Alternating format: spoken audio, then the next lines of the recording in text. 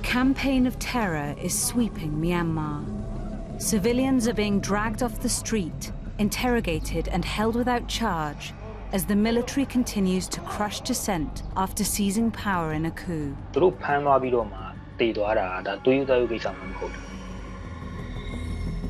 As allegations of torture mount, 101 East investigates what goes on inside secret detention centres and speaks with army defectors with inside knowledge of the military machine.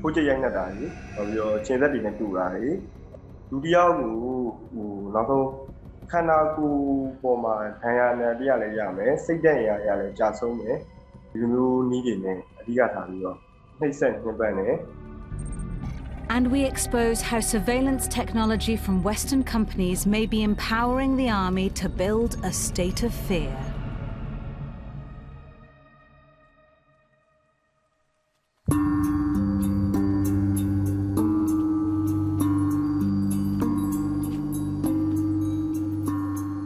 This volunteer medic is hiding in jungle near Thailand. He's one of thousands of people fleeing to Myanmar's remote border regions to escape the military. After the February coup, countrywide demonstrations triggered a brutal crackdown on protesters and anyone who helped them.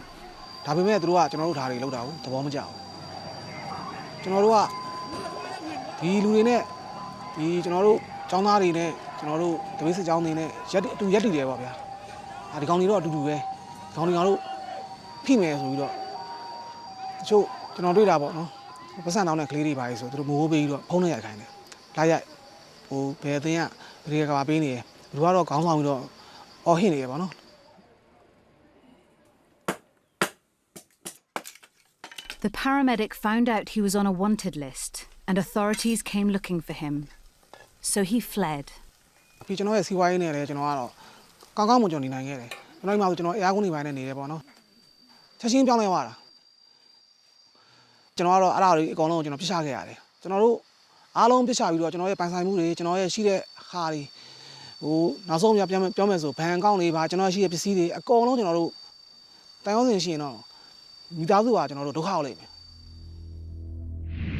According to the Assistance Association for Political Prisoners, more than 800 civilians have been killed in Myanmar since the coup, a number disputed by the military.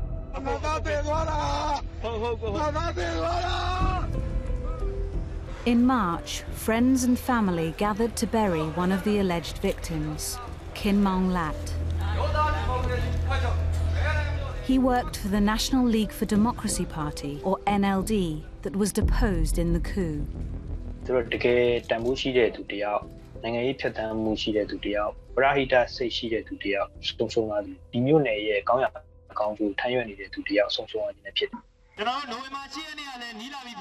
Sithu Maung is a prominent NLD politician. Khin Maung Lat was a close friend and his campaign manager. I last saw them on the campaign trail for the national elections in November 2020. Sithu Maung was elected to parliament. 7 months later, he's in hiding.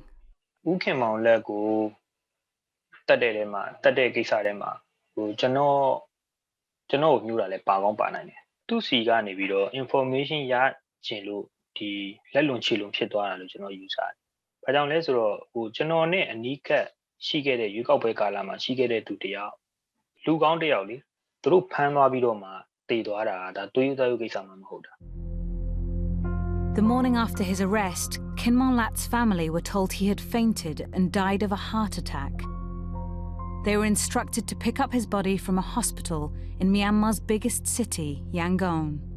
The NLD and other close friends of Khin Maung Lat say that the official account of his death is inconsistent with what can be seen in these images.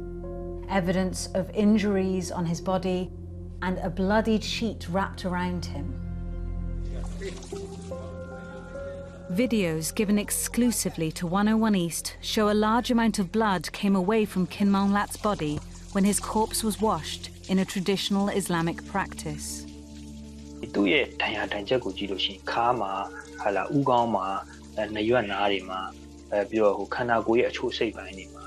ထူးရိုက်ကန်ကြောက်ထားတဲ့ဒီအညိုမဲဆွဲဒဏ်ရာမျိုးတွေကိုတွေ့တယ်ဆိုတာမျိုးဒီစေးစာကိုမီဒီယာတွေကိုမပြဘူးတခြားဘယ်သူမှမပြဘူးဆိုတာမျိုးလက်မှတ်ထိုးပြီးတော့မှထုတ်ပေး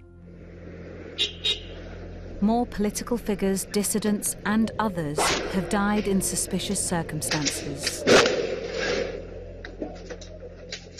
This CCTV footage shows a teenager being shot as he and 2 others ride a motorcycle past a military truck. But his family was given a death certificate which said he died in a bike accident. Those who contradict the official narrative are threatened on state media channels, as was the case involving Zormyat Lin, another NLD official. Authorities claim he jumped off his building while trying to escape arrest, but his family say his body showed signs of torture. ဦးစောမြင့်လေးရဲ့ရုံလောင်းနဲ့ပတ်သက်ပြီးလူမှုကွန်ရက်စာမျက်နှာများမှာမဟုတ်မမှန်သတင်းများရေးသားဖော်ပြကရရအေဂျင့်တာယာရေးဆောင်ရွက်နေတဲ့လုံခြုံရေးတပ်ဖွဲ့ဝင်များကိုအများပြည်သူအထင်မြင်လွဲမှားစေရန်စူပူအောင်ကြမှုများဖြစ်ပေါ်စေရန်လှုံ့ဆော်သွေးထိုးရေးသားခြင်းအဲလိုလှုံ့ဆော်မှုများကိုဖော်ထုတ်ပြီးထိရောက်စွာအရေးယူနိုင်ရေးဆောင်ရွက်သွားမှာဖြစ်တယ်လို့သတင်းရရှိပါတယ်ခင်ဗျာ In this climate of fear, Sithu Maung's main concern now is for the living. The military is targeting the family members of dissidents in hiding, including his own. သူကနေတကားကိုရိုက်ချိုးပြီးတော့တနတ်တွေနဲ့ကိုချိန်ပြီးတော့ချင်းချောက်တာပေါ့နေအဖေပမာလဲပေါ့အဖေကပထမအိမ်ထဲမှာပုံနေအောင်အဖေပမာလဲအဖေကိုမတွေ့လို့ရှိရင်ဒီလာတာကလေးလို့ပြစ်တက်လိုက်မယ်ဆိုတဲ့ပုံစံမျိုးထိသူကချင်းချောက်ပြီးတော့မှလို့ဖမ်းသွားတာပေါ့ His father was taken away and charged with inciting civil disobedience.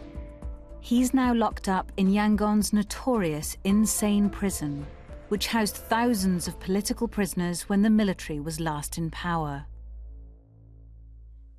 Do you fear that your father will suffer the same fate that Kim Mon-lat suffered?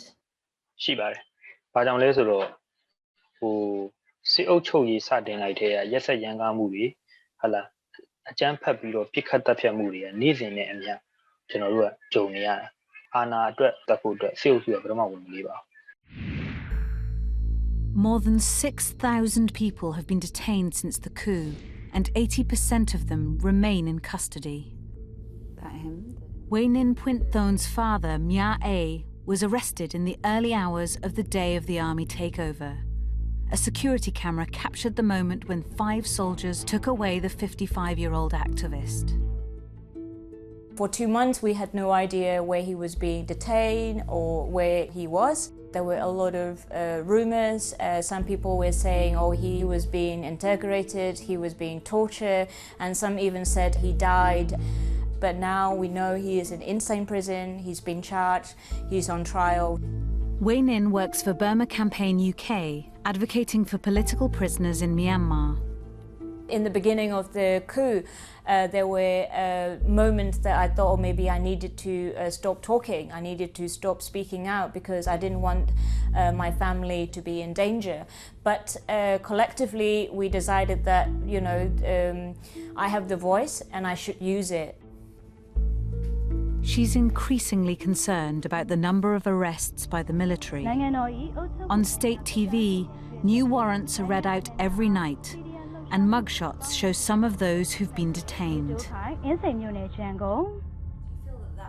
Waynin fears that some are being held in interrogation centres and tortured. In the past, when people were arrested, they were never sent to prison straight away. They were being sent to integration centre and being tortured for days. We know there are facilities around the country. We don't know where exactly, but that is really an indication that we are going back to dark ages. Using my contacts, I tracked down 3 people who say they were taken to a facility in North Yangon after being violently detained. 30 people just beat me up quite badly and dragged me on the road for about 100 meters. And I think I lost consciousness. They tied our hands from the back and they put us in the car. Nobody knew where we were moving, so we just say, okay, we're going to die. Everyone was afraid. I've been hearing rumours about an army compound in Shuepita, a township on the outskirts of Yangon. prisoner transport vehicles have been photographed coming in and out of the facility, escorted by security cars. But no one seems certain what's really going on there. To investigate this covert facility further, I take the evidence I've gathered to Forensic Architecture, a research agency at the University of London. So we can see that Kishan San is a project coordinator here, part of a team that investigates cases of state violence and human rights violations. So usually when we investigate an incident, we're looking for photographs, testimony, satellite imagery, which we'll all bring together in a 3D model in order to investigate and analyse crimes. The edge of this building. A local resident sent me 2 photographs of the main entrance to the facility. We identify key features in the photography in satellite imagery as well, based on the shadows they cast on the ground. So this cell tower behind the gate is visible in its triangular shadow cast on the ground here. And then there's these 2 utility poles, one in front of the gate and one behind the gate, which are again visible through their shadows. When we photo match in 3D, this adds an extra level of verification.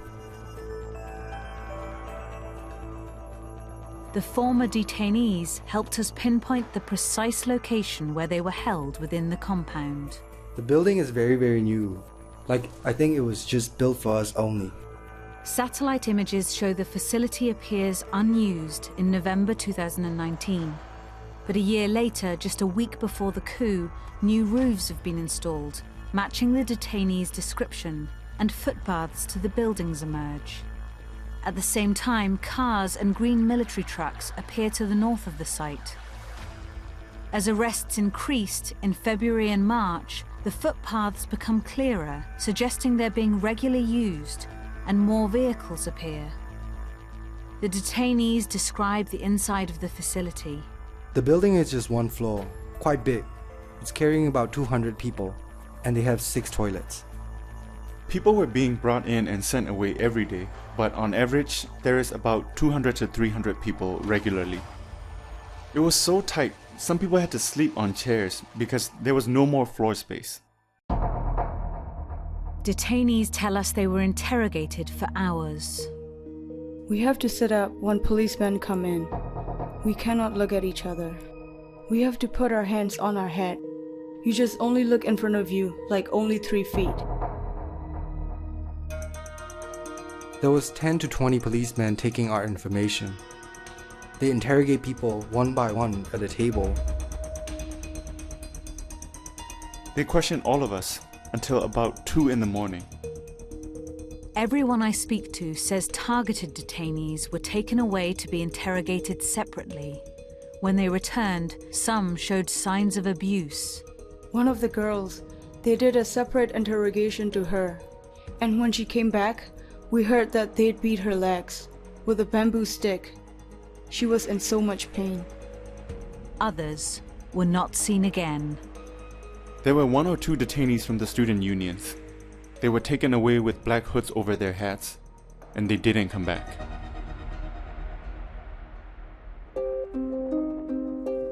As allegations of human rights abuses mount, I visit a United Nations team that is collecting evidence across the country. Nicholas Koumjian heads the Independent Investigative Mechanism for Myanmar. I believe that there is sufficient evidence for us to open this investigation about whether crimes against humanity have been committed by the security forces since the coup. We're very concerned with reports of torture. Torture, of course, is a crime against humanity. And when people are targeted at night and randomly, it could be an indication that the objective is to create terror on the part of a civilian population. And this terror could be a crime against humanity. His team has been refused entry into Myanmar, but they're collecting evidence recorded by citizens on mobile phones. I think this creates great opportunities for us to collect this evidence, to help document crimes, to prove who is responsible for that crime. What's valuable in a criminal investigation is first-hand evidence. We want to talk to the people who actually saw or heard what happened. Tun Myat Aung had a front row seat as violence escalated in the weeks following the coup. An army captain who served for 12 years, he defected after hearing reports that the military had been massacring civilians. He says some soldiers used live ammunition instead of rubber bullets.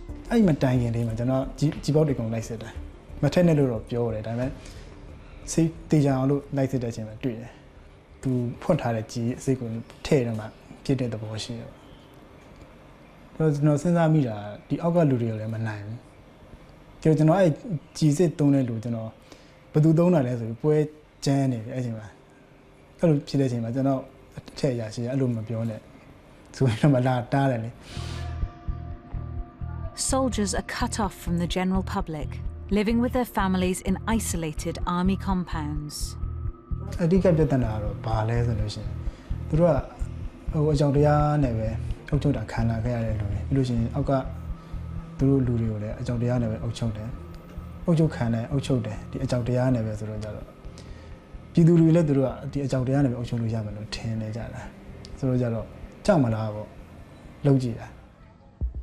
But as the crackdown continues, more soldiers desert their posts. I contact another military defector who took great risks to flee his barracks in March.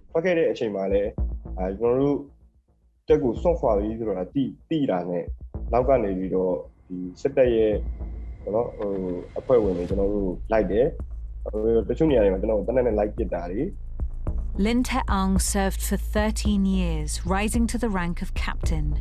He says the brainwashing of soldiers begins at the army's training academies.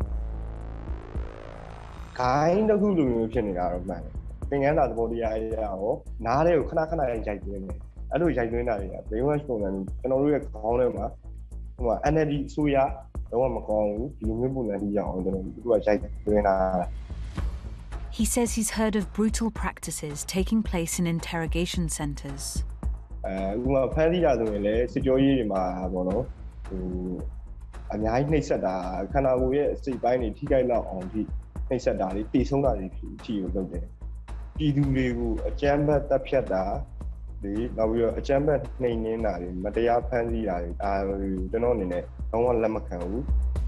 He tells us most enforced disappearances and interrogations are coordinated by the Office of the Chief of Military Security Affairs, known locally as the Saya Ka.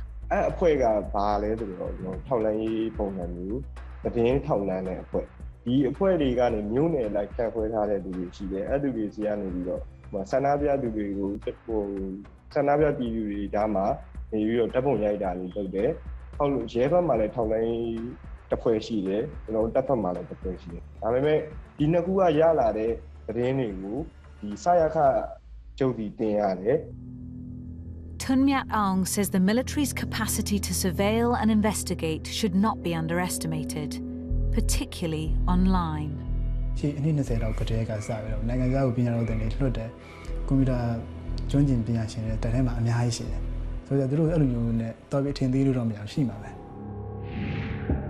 Myanmar has also been looking abroad to build an arsenal of the most advanced cyber surveillance and data extraction tools. These plans are laid bare in hundreds of leaked government documents and tenders. 101 East is examining these deals with Lighthouse Reports, an investigative journalism group based in Europe.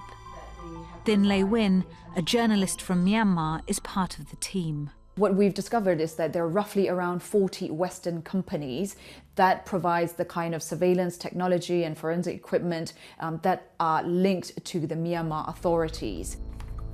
We have been able to find some procurement documents that show that some of these products were important to Myanmar. The budgets include software used to intercept calls and messages, crack passwords, extract and decrypt mobile data, and conduct facial recognition. So the budget documents that we were looking at were from 2018, 2019, 2020. All of those came after the massive wave of violence that drove hundreds of thousands of Rohingya out of their homes and killed untold number The United Nations have in fact said some of the top commanders who were responsible for that operation should be charged with genocide.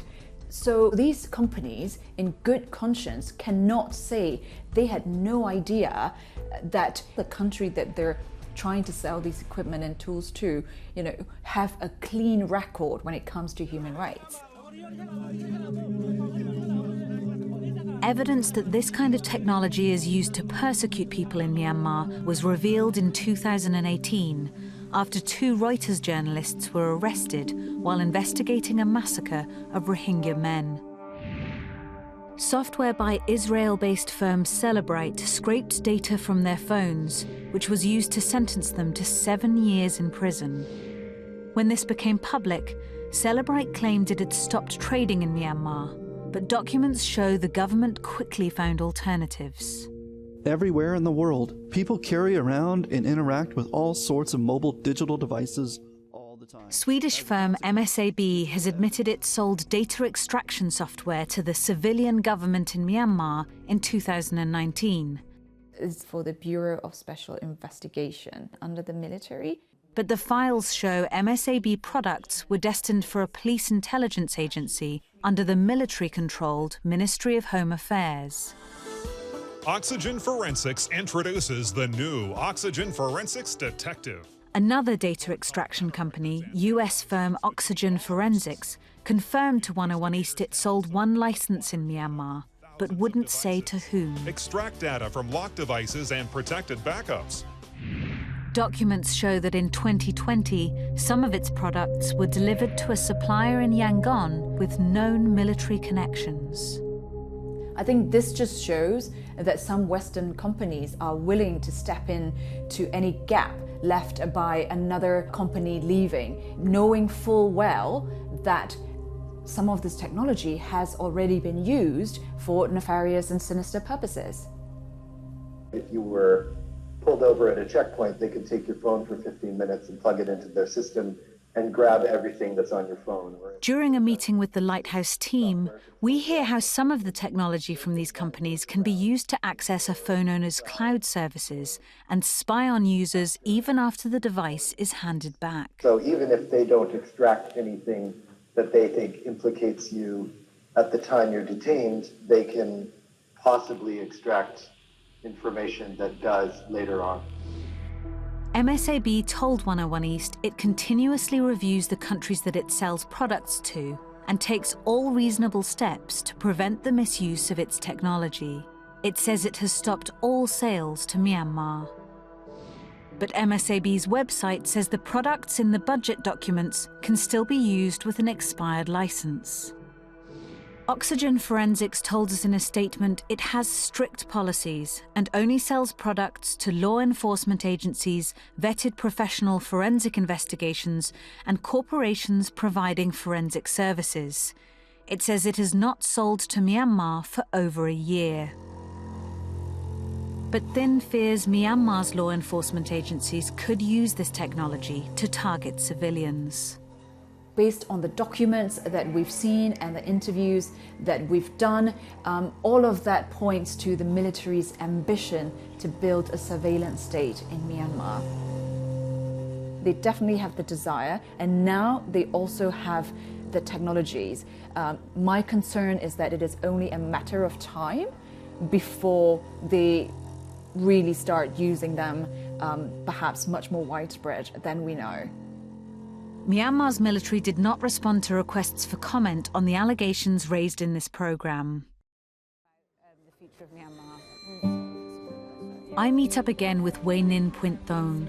Her father, Mya A, who was arrested on the day of the coup, has now been charged with hate speech. Evidence included in the court documents seems to have been extracted from his phone. The documents detail an email exchange from 2014 which discussed peace talks with Myanmar's ethnic armed groups. But Wei Nin says her father deleted these emails. He was very careful. He knew leading up to the coup that he could be arrested, so he was deleting everything. Is it possible that your father just didn't delete that email because he didn't think it was inflammatory? I can tell you for sure he deleted this email, and we understand that he didn't give his password to anyone. I think they are showing people that they can trace back to your past and they can find anything, even from a private, secure mobile phone or laptop. So that's the way of telling everyone that they have this advanced technology. As the crackdown continues, citizens are giving us a window into the unfolding horror via their mobile phones. But these devices can also be weaponized against them. With the risk of surveillance, imprisonment, and torture all too real, Myanmar has become a state of fear.